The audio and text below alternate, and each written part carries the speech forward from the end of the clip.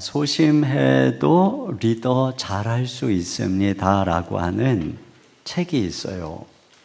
브리지스톤의 전 CEO가 쓴 책인데, 이 책에서 뭐라 그랬냐면은 이 대담하기만 한 리더는 조심해야 된다.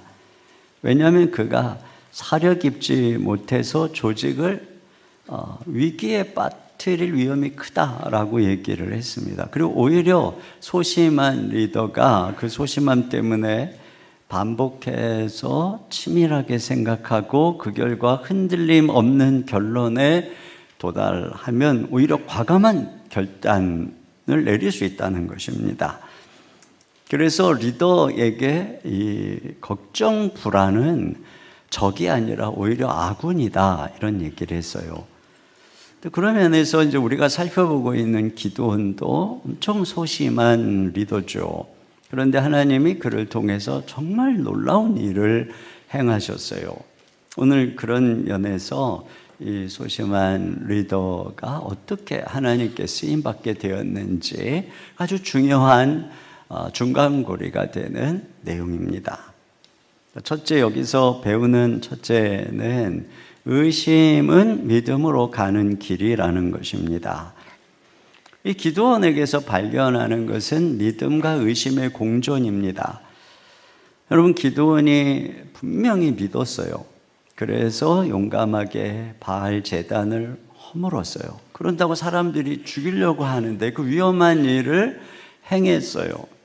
근데 그걸 낮에 하지 않고 밤에 몰래 또 10명의 종을 데리고 가서 하는 것을 보면은 그에게 용기, 믿음만 있는 게 아니에요. 두려움도 있고 의심도 있는 것이죠. 또 오늘 본문에도 하나님의 영이 그에게 임했어요. 그가 담대하게 나팔을 불었어요. 그랬더니 이스라엘 백성들이 그 확신 있는, 소문 났겠죠. 용맹한 바알 제단을 허문 기드온의 리더십 앞에 32,000명이나 군사가 모였어요. 그런데도 기드온은 여전히 내면이 흔들리는 겁니다. 그래서 지금 오늘 하나님이 정말 나를 통해서 이스라엘을 구원하실 것인가 하는 것을 확인하는 양털 테스트를 하고 있는 겁니다. 이걸 보면 믿고 있으면서도 동시에 의심하고 있는 것입니다. 우리는 보통 믿음은 결코 의심하지 않고 아주 흔들리지 않은 두려움 없는 태도라고 생각을 합니다만, 실제로 믿음은 언제나 의심과 함께 있어요. 여러분, 예수님께서 그 아들 때문에 주님께 나온 그 아비에게 그러잖아요. 할 수 있거든요. 무슨 말이냐, 믿는 자에게는 능치 못함이 없느니라. 그랬더니 이 사람이 이렇게 얘기했어요. 마가복음 9장 24절입니다. 시작. 곧 그 아이의 아버지가 소리를 질러 이르되 내가 믿나이다, 나의 믿음 없는 것을 도와주소서 하더라.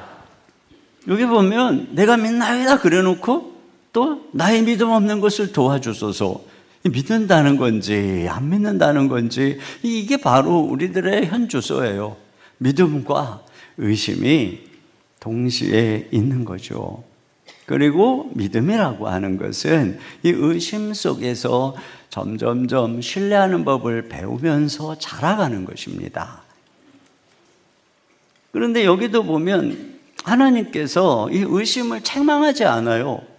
그리고 양털 테스트에 신실하게 응답해 주시고 이 과정을 통해서 그의 의심이 확신으로 바뀌고, 그래서 우리가 아는 그 기드온 300명의 용사를 데리고 미디안 13만 5천 명입니다. 그들을 물리치는 엄청난 기적을 행한 것이 바로 그것이 이 오늘 의심의 테스트 다음에 일어난 일입니다. 그러니까 여러분, 의심을 적극적으로 우리가 하나님께 가지고 나갈 때 오히려 그 의심을 통해서 우리는 더 큰 확신을 얻게 된다는 거죠. 그러니까 믿는다는 것은 의심을 숨기고 부정하는 것이 아니라 의심을 가지고 하나님께 나가서 묻는 것이다. 그러니까 많이 묻고 많이 생각하고 많이 고민하고 많이 기도하다 보면 그 속에서 우리는 답을 찾게 되고 강한 믿음을 얻게 되는 것이죠. 그래서 의심이 믿음의 적이 아니라 아군이라고 생각을 해야 됩니다. 그런 면에서 여러분, 이 엄청나게 소심한 기드온이 강력한 확신의 사람으로 쓰임 받는 것을 보면은 믿음이라는 게 기질의 문제는 아니다라고 하는 것이죠. 그 역사 속에서 영향력 있게 쓰임 받았던 많은 분들이 굉장히 의심이 많았던 회의론자들이었어요. 어거스틴도 젊은 날에 엄청나게 방황하고 회의적인 사람이었고, 파스칼도 과학자요, 수학자요, 철학자로서 엄청 냉소적인 회의론자였고, 존 뉴턴도 신앙을 조롱하던 자였고, 그런데 그가 결국에는 예수님 믿고 노예 폐지에 앞장서게 되고 어메이징 그레이스를 작곡하고, 여러분은 잘 모르겠지만 요즘 금세기 엄청난 신학자로 불리는 알리스터 맥그리스도 청년기 무신론자였습니다. 근데 무신론이 설명하지 못하는 것을 성경과 신학에서 발견하면서 그가 회심을 하게 되었어요. C.S. 루이스도 그렇습니다. 그가 믿음의 가정에서 태어났지만 무신론자, 그 당시에 계몽주의, 합리주의 철학의 마음을 빼앗긴 청년이었어요. 그러나 마음속에 언제나 하나님의 존재에 대한 그 의문, 질문, 이 논쟁이 사라지지 않게 되었고, 늘 이것을 고민하던 그가 33살에 이런 고백을 합니다. 나는 마침내 항복했다. 나는 영국에서 가장 마지못해 회심한 사람일 것이다. 그 기쁨으로 회심한 것이 아니라 계속 고민하고 생각하면서 결국 하나님이 계시다라고 하는 결론에 이르러서 항복했다는 거예요. 그러나 그때까지만 해도 예수님에 대한 믿음이 없었습니다. 이 C.S. 루이스에게는 잉클링즈라고 하는 모임이 있었는데, 거기에서 늘 만나는 사람이 반지의 제왕을 쓴 톨킨이라고 하는 친구인데, 어느 날 이런 얘기를 해요. 기독교는 좋은 이야기일 수는 있는데 신화 이상은 아니다. 기독교가 신화라는 거죠. 이렇게 계속 의심을 합니다. 그때 톨킨이 이런 얘기를 해요. 맞아, 기독교는 신화다. 그러나 차이가 있어. 기독교의 신화는 실제로 일어난 신화야. True myth. 실제 일어난 신화야. 신화에 나타난 인간의 영원한 갈망이 역사 속에 몸을 입고 나타난 것이 예수 그리스도다. 이 말이 C.S. 루이스에게 엄청나게 마음에 다가왔어요. 그가 또 문학가였기 때문에 더 그랬겠죠. 그리고 며칠 뒤에 동물원으로 가는 길에서 그가 이렇게 고백을 합니다. 내가 어디에서 어떻게 변화되었는지는 모르겠지만 나는 더 이상 그리스도를 부정할 수 없었다. 그때가 33살입니다. 근데 이 C.S. 루이스의 전기를 보면 그 어디도 자기의 회심의 극적 체험을 기록한 게 없어요. 그런데 그가 이렇게 오랜 시간 동안 의심하고 질문한 끝에 그리스도를 믿었기 때문에 그의 그 이후의 저작에 많은 영향을 미칩니다. 그 시인인 T.S. 엘리엇 같은 경우에도 회심을 했는데 상대적으로 그 회심이, 예수님을 믿은 것이 그의 작품에 큰 영향을 미치지 않았다. 그러니까 예수님 믿고 전후의 작품에 큰 차이가 없다는 거죠. 그러나 C.S. 루이스는 예수님을 믿은 이후에 엄청난 작품의 영향이 나타납니다.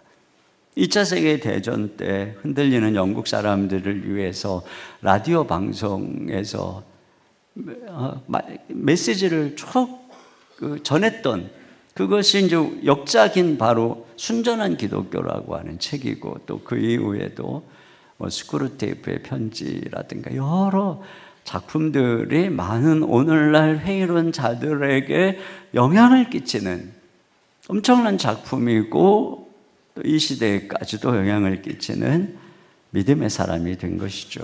그러니까 이와 같이 의심을 통과했을 때 오히려 흔들리지 않는, 이 시대의 수많은 도전에 대해서도 흔들리지 않는 믿음의 사람으로 서게 된다는 것입니다. 그러나 우리가 이 말씀을 보면서 주의해야 될 것은, 그러니까 오늘날도 그런 막 궁금하니까 뭐 양털 갖다 놓고 뭐 주님 뭐 적셔주세요 뭐 이런 식의 테스트를 통해서 확신에 이르게 되는 것은 아닙니다. 이건 구약이고, 오늘은 이 모든 구약의 꿈, 기적 이런 것들이 예수 그리스도를 통해서, 그것들이 예고하는 바 예수 그리스도를 통해서, 그분의 십자가 부활을 통해서 확실한 표적이 우리에게 나타났고, 그것이 복음의 말씀으로 기록이 되었기 때문에 오늘 우리에게 확실한 믿음의 표적이 되는 것은 말씀이에요. 그래서 칼빈이 이런 얘기를 했는데요. 같이 한번 읽어볼까요? 시작. 이제 우리는 말씀 속에서 하나님의 음성을 듣는다. 하나님은 우리에게 표징이 아니라 말씀을 주셨고 그 말씀은 우리를 확신으로 인도하는 충분한 빛이다. 네, 그렇습니다. 자, 오늘 그런 면에서 이 말씀을 통해서 이 기도원이 확신을 갖는, 이걸 통해서 우리도 확신 가운데 나갔으면 좋겠어요. 자, 두 번째로 생각할 것은 사랑받는 존재의 확신이 사명의 첫걸음이라는 것입니다. 이 기도원이 지금 확인하고 싶었던 게 뭘까? 자, 37절 먼저 보겠습니다. 시작. 보소서, 내가 양털 한 뭉치를 타작마당에 두리니 만일 이슬이 양털에만 있고 주변 땅은 마르면 주께서 이미 말씀하신 같이 내 손으로 이스라엘을 구원하실 줄을 내가 알겠나이다 하였더니. 네. 자, 지금 양털 한 뭉치를 타작마당에 갖다 놓았어요. 이 타작마당은 이 곡식과 쭉정이를 가르는 마당으로서 성경에는 보통 이제 심판의 장소로 상징이 되죠. 이것은 지금 우상숭배로 하나님의 심판 아래 놓여있는 이스라엘을 가리키는 것이고, 거기에 놓여있는 양털 한 뭉치는 자기를 가리키는 것입니다. 근데 자기를 양털 뭉치로 표현한 것에 의미가 있어요. 이 양털은 양에게서 벗겨낸 것으로서 타작마당에 놓여진 양털은 어떤 면에서 진노 가운데 있는 이스라엘을 위한 속죄 제물을 상징하는 것입니다. 그러니까 기드온이 자신의 부르심을 이스라엘을 위해서 드려진 것으로 제물처럼 이해하고 있는 것이죠. 기드온은 자신의 부르심을 이스라엘을 위한 구속의 제물로 이해하고 있는 것입니다. 그런 면에서 이 테스트에서 기드온의 마음이 읽혀져요. 부르심 앞에 자신을 드린 것입니다. 근데 의심이 뭐냐면, 과연 내가 하나님께 부름받은 은총을 입은 사람이 맞는가? 내가 하나님께 선택된 존재가 맞는가? 그런 면에서 여기 이제 그가 이슬을 요청하죠. 근데 이슬도 이스라엘 사회에서는 하나님의 축복과 은혜의 표시입니다. 특히 이제 건기에는 비가 안 오니까 밤에 이슬로 모든 식물들이, 곡식들이 자라게 되는데, 그러니까 이 이슬은 축복의 상징이에요. 창세기 28장의 야곱의 복을 보세요. 시작. 하나님은 하늘의 이슬과 땅의 기름짐이며 풍성한 곡식과 포도주를 내게 주시기를 원하노라. 네. 그러니까 기드온이 양털 뭉치에만 이슬이 내리게 해주세요 라고 하는 것은 내가 하나님의 은총을 입은 사람인가를 묻는 것입니다. 하나님이 네 손으로 이스라엘을 구원하라고 하시는데, 과연 내가 그런 구원자로서 하나님의 선택을 입은 게 확실합니까? 자, 이걸 지금 이 결전 앞에서 지금 그걸 묻고 있는 것이에요. 이런 요청에 대한 하나님의 응답을 보실까요? 38절입니다. 시작. 그대로 된지라 이튿날 기드온이 일찍이 일어나서 양털을 가져다가 그 양털에서 이슬을 짜니 물이 그릇에 가득하더라. 네. 이 양털을 짰더니 그냥 양털이 뭐 대강 이렇게 촉촉하더라 이런 것이 아니라 거기서 짰는데 물이 얼마나 많이 나오는지 그릇에 가득 찼다는 것이죠. 이 이슬에 담긴 하나님의 음성이 무엇이겠어요? 내가 너를 사랑한다.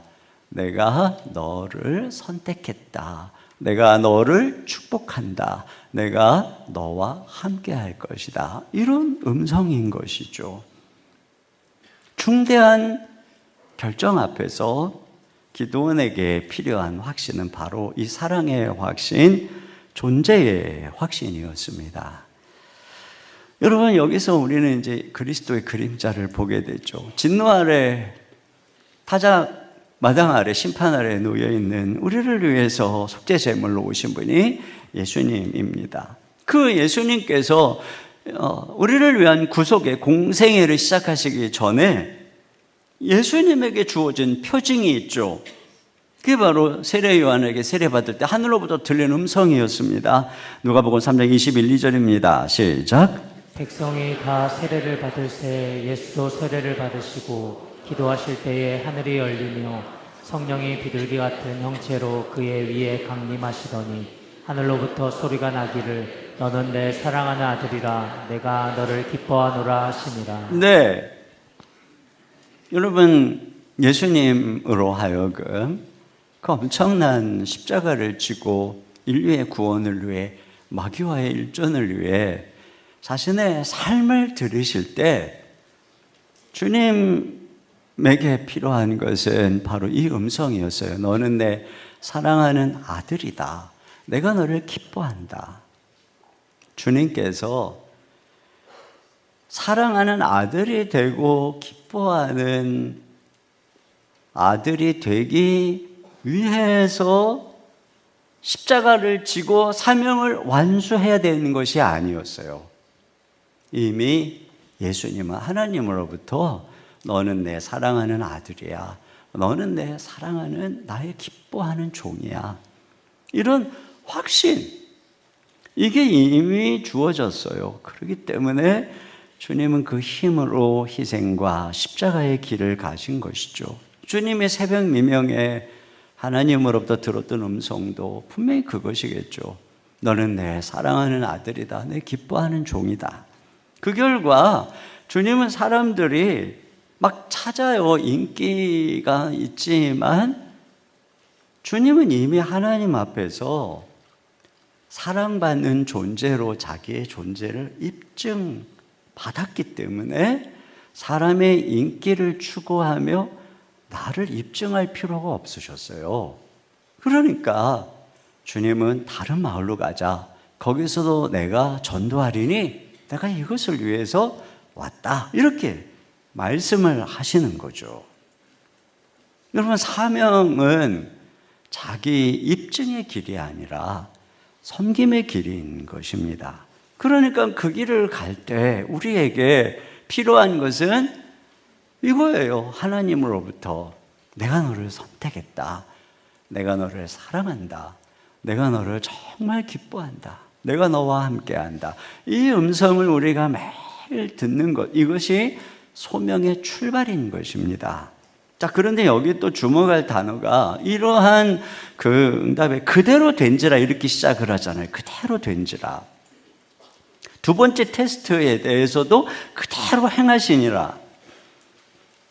이건 뭐냐면 하나님께서 기드온의 요청을 다 들으셨다는 겁니다. 여러분, 기드온이 하나님께 요청을 하면 하나님이 그대로, 그러니까 기드온이 말한 대로 그대로 되니라. 이게 원래 창세기에 하나님의 말씀하시면 그대로 되니라. 이 용어거든요. 그런데 기드온이 말한 걸 하나님께서 그대로 행해 주신 거예요. 여러분, 우리가 하나님께 요청할 때 그 기도를 다 들어주실 때 기분이 어떻겠어요? 그대로 된다면 말이죠. 제가 두려운 시간, 걱정의 시간들을 지날 때 저는 그 모든 두려움을 다 기도 노트에다가 적어서 그걸 제가 제 음성으로 하나님께 아뢰며 기도합니다. 근데 이제 시간이 지나서 이렇게 이제 지난 것들을 돌아보잖아요. 그러면 제가 깜짝 놀라요. 아니, 어떻게 이렇게 주님이 그때 내가 그렇게 걱정했던 것들을 이렇게 주님이 다 이루어 주셨지? 그러면서 드는 생각이 그거라니까요. 하나님, 제가 그렇게 중요한 사람이에요? 제 목소리를 그렇게 귀 기울여 듣고 계셨어요? 이런 생각이 든다니까요. 근데 이것이 우리들의 이야기인 거예요. 예수님 안에서. 예수 그리스도의 모든 요 말씀을 다 들으셨던 주님께서는, 하나님은 예수님 안에서 우리가 하는 모든 목소리에 귀를 기울이시고 들어주시는 그런 분이시거든요. 여러분, 이게 참 중요한 것이, 오늘 여기 기도원에게 발견하는 것은, 이 구약시대인데도 불구하고 이 하나님이 우리가 이미 본 것처럼 여호와의 사자로 사람으로 이렇게 나타나서 그하고 지금 대화를 하고 계세요. 한두 마디 대화하고 끝난 것이 아니라 계속 대화를 하면서, 마치 모세에게 그리하셨던 것처럼, 이것은 결국은 장차 친히 사람으로 오셔서 우리와 함께 하시고 우리의 마음을 이해하시고, 그러면서 우리의 두려움의 자리에 오셔서 우리와 동행하시고 우리의 모든 음성을 들으시는 주님에 대한 이 어떤 무형인 것이죠. 근데 여러분, 이것이 바로 가장 중요한 표적이라고 하는 것입니다. 제가 이 말씀을 묵상하다가 제 사역의 지난 여정을 이렇게 돌아보면, 저도 기도원처럼 큰 전투 앞에서 어떤 결단을 내려야 될 때 정말 고독하게 섰던 경우들이 여러 번 있어요. 하나님께 정말 좀 말씀해 주십시오. 확실하게 알 수 있도록 귀에다가 말씀해 주시든지 무슨 기적과 같은 사인을 보여주시든지, 그렇게 엎드려서 어떻게 할 바를 모르고 그런 때가 많아요. 정말. 그런데 주님께서는 그렇게 막 이런 양털 표적처럼 저에게 말씀하시지 않으셨어요. 대신에 주님은 제가 그 두려워하는 시간 동안 늘 제 옆에 계셨어요. 제가 고민하고 잠 못 이루고 어떻게 하면 좋을지, 그리고 고독한 결단을 내려야 할 순간에도 주님이 제 곁에 계셨어요. 그래서 제가 마음속에 이렇게 결단하고 고백했던 게 기억이 나요. 주님, 제가 이 걸음을 내디디겠는데 설사 이 길이 망하는 길이어도 주님은 저와 함께 계실 줄 믿습니다.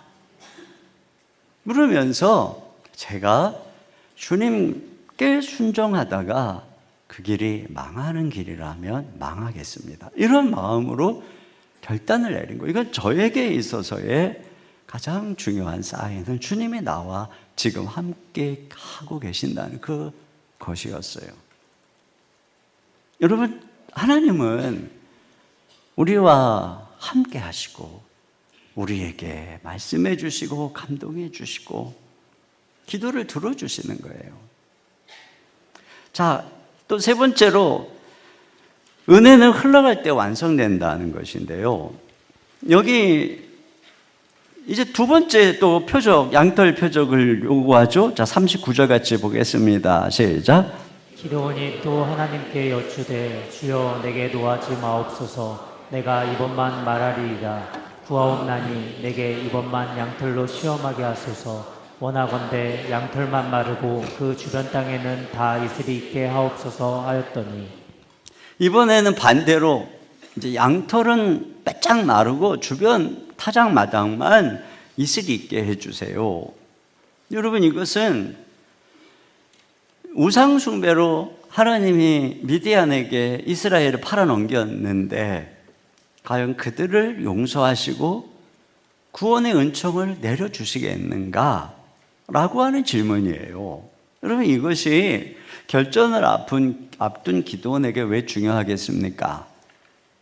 왜냐하면 구원의 능력은 기도원의 능력에 달린 것이 아니라 그들을 사랑하는 하나님의 긍휼에 달린 것이니까요. 그러니까 중요한 것은 내가 얼마나 그를 사랑하느냐가 아니라 하나님이 얼마나 그들을 사랑하는가, 내가 얼마나 그들을 긍휼히 여기는가가 아니라 하나님이 그들을 얼마나 긍휼히 여기시는가. 이와 같이 주님의 사랑이 향하고 주님의 눈물이 향하고 주님의 긍휼이 향하는 그곳을 향해 우리가 걸음을 뗄 때 주님이 함께 하시는 것이죠. 제가 목회를 하면서 배짱 하나가 있다면 그건 주님이 교회를 사랑하시고 당신의 백성들을 긍휼히 여기신다는 겁니다. 그것이 저에게 있어서는 담대함이고 소망이고, 그래서 제가 담대히 믿고 전쟁할 때 주님이 함께 할 것이다, 이런 배짱이 생기는 거예요. 여기 기드온이 양털은 마르고 주변 타작마당이 젖게 해주세요라고 하는 것은 어떤 면에서 주님, 내 생명은 마르더라도 이 백성 위에 이스라엘 은총을 내려주세요라고 하는 헌신의 마음, 앞에서 말씀드렸지만, 그러니까 이 백성을 위해서 자기 드리겠다는 겁니다. 여러분, 여기서 이 양털 표적에서 이 백성을 향한 기도원의 마음을 읽을 수 있어요. 앞에서도 그 기드온이 포도주 틀에서 타작하고 있을 때 여호와의 사자가 나타나서 큰 용사여, 여호와께서 너와 함께 계시도다 이러거든요. 그때 기드온이 대뜸 뭐라 그러냐면은 자기한테 말한 거예요. 하나님 너와 함께 있다. 근데 기드온이 대뜸 뭐라 그러냐면은 하나님이 우리 이스라엘과 함께 있는다면 우리가 왜 이런 고통 속에, 왜 지금 미디안에게는 어려움을 당하고 있습니까? 이렇게 반문을 하거든요. 개인에게 물었는데 기드온은 이스라엘이 고통당하는 것을 이스라엘과 자신을 동일시하고 있어요. 그의 마음에는 온통 이 이스라엘 민족의 고통이 마음에 있는 것이죠. 그런 면에서 지금 이 표징은 바로 그런 그의 마음이 들어가 있어요. 제 양털이 마르더라도 희생과 각오하고 걸어갈 텐데, 그러면 주님이 이 들을 구원하시겠습니까? 여기 주님의 뜻이 있습니까? 제가 죽을 자리가 여기가 맞습니까? 제가 한 생명을 드릴 자리가 여기가 맞습니까? 그런 거예요. 이러한 질문에 대한 주님의 응답이 뭐냐? 40절 같이요. 시작. 그 밤에 하나님이 그대로 행하시니 곧 양털만 마르고 그 주변 땅에는 다 이슬이 있었더라. 그러니까 하나님께서 그대로 또 행하셨어요. 그래서 주변 타작마당에 양털만 마르고 그곳에 이슬이 가득 내린 것입니다. 그러니까 우리 하나님의 변치 않는 사랑의 마음인 거죠. 당신은 우리가 계속 보고 있는 거예요. 그들이 우상숭배에서 고통 중에 있다 할지라도 부르짖기만 하면 언제나 주님이 구원의 손길을 보내주시는 이 변치 않는 하나님의 마음인 것이죠. 호세아 14장 5절 같이 보겠습니다. 시작. 내가 이스라엘에게 이슬과 같으리니 그가 백합화 같이 피겠고 레바논 백향목 같이 뿌리가 박힐 것이라. 네, 여러분, 이것이 하나님께서 당신의 백성들을 향한 마음이에요. 당신의 백성들을 회복시키고 당신의 백성들을 구원하고 그들에게 은혜 주시고 은총을 베푸시고자 하는 마음이에요.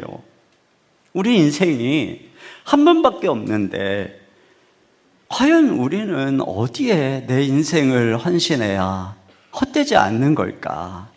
과연 내가 내 인생을 헌신하고 쏟아 부을 때 그것이 어떻게 해야 하나님이 함께 하시고 영원한 것이 되고 의미 있는 것이 되고 가치 있는 것이 될 것인가?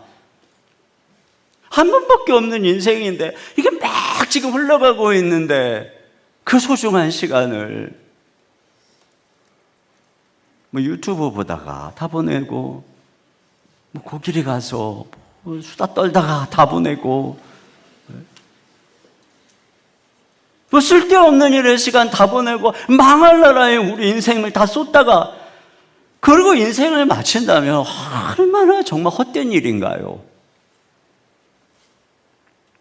그런 면에서 저의 헌신의 1순위는 언제나 교회, 물론 제가 이 일에 부름을 받은 사람이기 때문에 더 그렇죠. 그리고 또 우리 많은 여러분들도 그 주의 백성을 위해서 헌신하고 뛰는 거예요.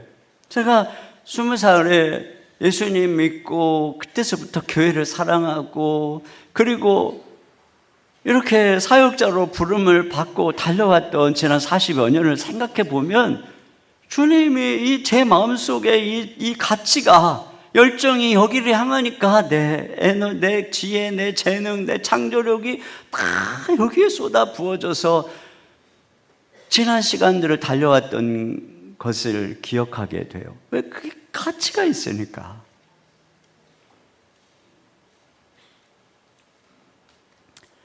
여러분, 요즘에 저는 야, 네 교회만 말고 한국교회 주변 교회도 좀 돌아봐야지 이런 부르심 앞에서 또 묻는 거예요. 계속 묻는 거예요. 많은 일들을 해야 되는 것들이 눈에 막 사방이 보이잖아요. 그러나 저는 묻는 거죠. 주님, 제가 여기저기서 부른다고 다 갈 수도 없고 다 가야 되는 것도 아니고 제가 가야 될 곳에 있게 해 주십시오. 앞으로 제가 얼마를 더 이 땅에서 주를 위해 섬길지 모르는데 주님 꼭 정말 주님의 마음이 이 시대에 있는 곳에 그냥 사람들이 부른다고 인기 있다고 이런 게 아니고 정말 주님이 부르는 그곳에 제가 있게 해 주십시오. 이런 기도를 하거든요. 이 길이 정말 주님이 이 시대에 축복하는 그 길이 맞습니까? 괜히 제가 막 헛수고하는 거 아닙니까? 지금 바로 그런 거예요. 기도원에게 있어서는 그 확신을 원하는 것입니다. 그렇다면 가서 죽어도 좋다 이거죠. 여러분, 우리가 행복축제에 마음을 기울이는 것도 하나님이 잃어버린 영혼에게, 믿지 않는 영혼에게 마음이 있으시니까, 눈물이 있으시니까 하나님의 마음이 있는 곳을 향해서 우리가 걸어가고 나아가는데 주님이 함께 할 것이고 이게 영원한 가치가 있을 거다라고 믿고 걸어가는 거예요. 자, 여기서 우리가 이 양털 표정에서 배우는 두 가지가 있는데 이게 은혜의 목적성입니다. 이게 지금 기도원이 자기 혼자 은혜 받는 게 아니라 나는 말라도 내 백성이 구원받기를 원한다는 이런 은혜의 어떤 그 목적성을 보게 되는 것입니다. 여러분, 여기서 우리는 예수 그리스도의 그림자를 보게 되죠. 예수님이야말로 하늘의 은총이 가득 향한 분이죠. 은혜와 진리가 충만하시고 하나님 아버지의 사랑받는 독생자이시고 하나님이 기뻐하는 아들입니다. 성령의 기름 부으심에 한량없는 분이십니다. 근데 그분이 이 땅에 오셔서 우리를 위해서 마른 양털처럼 은총에서 제외되고 하나님께 버림받고 우리 대신 저주받고 우리 대신 목마르셔서 그래서 자기 자신을 십자가에 내어주신 결과 이 타작마당의 심판 가운데는 우리에게 하나님의 이 구원의 은혜가 임하게 된 것이거든요. 그래, 이걸 보세요. 은혜라고 하는 것은 이와 같이 목적성이 있는 거예요. 방향성이 있는 거예요. 여러분, 우리 한국교회의 중대한 복음 왜곡이 뭐냐? 은혜의 목적을 상실한 거예요. 물론 우리는 이렇게 교회에 와서 은혜를 받아야죠. 은혜를 받고, 왜냐하면 세상에서 힘들고 지쳤으니까 우리가 와서 은혜 받고 힘도 일어나서 힘을 얻어야죠. 그런데 아니, 은혜 받고 힘을 얻어서 가서 다시 자기 일의 확대, 일 열심히 해서 다른 사람 이기고 혼자 부자 되고 자기 사랑을 확대하고, 만약에 주님이 우리에게 주시는 은혜가 그런 거라면 여러분, 그것은 왜곡된 것입니다. 하나님이 우리를 사랑하시는 은혜를 심리학화해서 자기 만족적으로 왜곡시킨 거예요. 그런 은혜는 예수님이 자신을 희생해서 십자가에서 그 엄청난 은총으로 우리에게 부어주신 십자가에서 흘러내려오는 은혜, 그 생명력 있는 은혜가 아니에요. 그냥 인간이 말로 지어낸 또 다른 어떤 심리학의 한 강의를 교회에서 듣고, 아 그래 맞아, 나는 특별한 사람이야, 그래 가서 열심히 하나님 나만 사랑해, 그리고 이기적으로 사는 거죠. 그러니 얼마나 교회가 욕을 먹고 있습니까?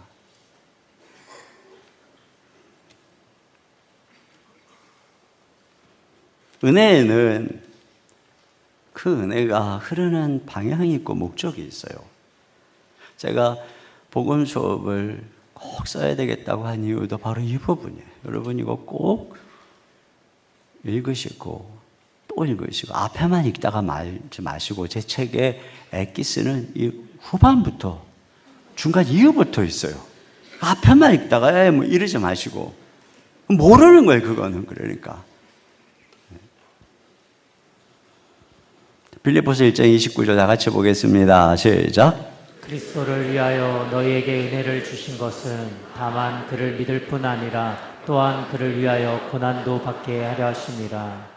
여러분, 짐 엘리엇이 에콰도르 아우카족에게 복음 전하려다가 창에 찔려서 죽었잖아요. 5명이. 그때 언론에서는 이게 얼마나 어리석은 낭비냐. 근데 그의 아내 엘리자베스 엘리엇은 그것은 낭비가 아닙니다. 하나님께 드려진 것은 결코 낭비일 수가 없습니다. 그리고 남편이 죽었던 그 부족을 향해 가서 복음 전했고 많은 사람들이 주님께로 돌아오게 됐죠. 짐 엘리엇이 어느 날 그의 일기에서 이렇게 썼어요. 잃어버리지 않을 것을 얻기 위해 붙잡아둘 수 없는 것을 내어주는 사람은 결코 어리석지 않다. 또 한 가지 여기서 보게 되는 은혜 확장성입니다. 은혜의 이슬이 기드온에게만 머무는 게 아니라 그의 헌신을 통해 온 이스라엘에게 확장되잖아요. 여기 우리가 그냥 지금 바로 넘어와서 그렇지, 기드온이 나팔을 불었을 때 제일 먼저 아비에셀이 따르고 있어요. 34절 같이 보겠습니다. 시작. 여호와의 영이 기드온에게 임하시니 기드온이 나팔을 불매 아비에셀이 그의 뒤를 따라 부름을 받으니라. 근데 이 아비에셀이 누구냐면 기드온이 속한 족속이에요. 족속. 그가 바알 제단을 헐었을 때 그를 죽이겠다고 찾아왔던 동네 사람들이, 이들이 다 아비에셀 족속들이에요. 그런데 그들이 기드온이 성령의 권능으로 나팔을 보니까 제일 먼저 이 싸움에 참여하고 있는 거죠. 그들이 본 거죠. 기드온 안에서 복음의 능력을, 영향력을 본 거예요. 그리고 그 다음에 또 누가 따르냐죠. 35절 같이 봅니다. 시작. 기드온이 또 사자들을 므낫세에 두루 보내매 그들도 모여서 그를 따르고 또 사자들을 아셀과 스불론과 납달리에 보내매 그 무리도 올라와 그를 영접하더라. 네, 므낫세는 기드온이 속한 지파입니다. 그리고 그 주변에 있는 아셀, 스불론, 납달리, 거기에 있는 사람들이 다 부름을 받고 오는 거예요. 그러니까 이것이, 그러니까 복음이 예수님을 믿으면 너와 내 집의 구원을 받는다고 자기 족속, 자기 지파 이렇게 확장되는 것입니다. 여러분, 초대교회를 연구한 사회학자들에 따르면 대부분의, 특히 로마 사회가 국교가 된 가장 중요한 이유가 뭐냐? 대부분의 이 사람들이 어떤 그리스도인을 알고 그를 이웃에서 직장에서 만나서 그를 보고 예수님을 믿게 됐다는 거예요. 이 관계를 통해서.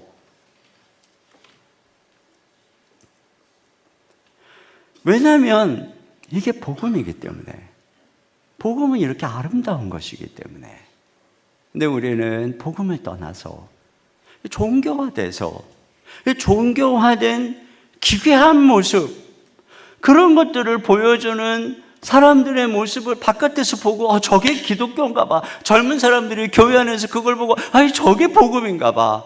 그게 아니죠.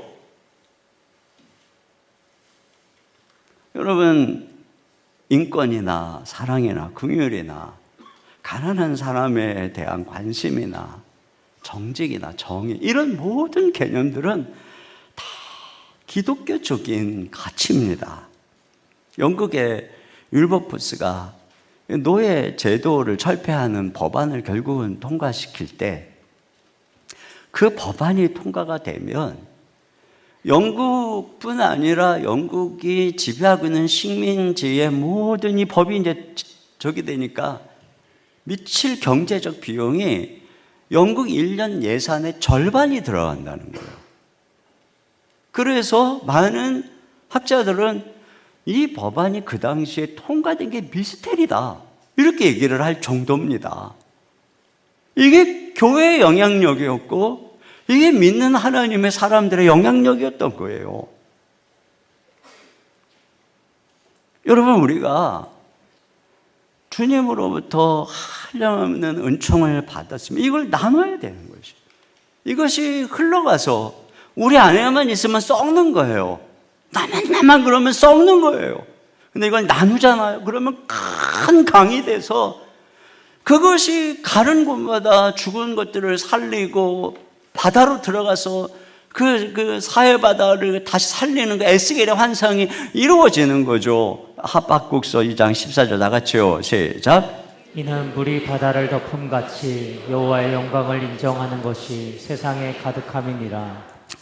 우리를 통해서 이런 복음의 확장이, 은혜의 목적이 이루어지고 이 은혜가 확장되는, 복음이 확장되는 그런 역사가 일어나기를 주님의 이름으로 축원합니다.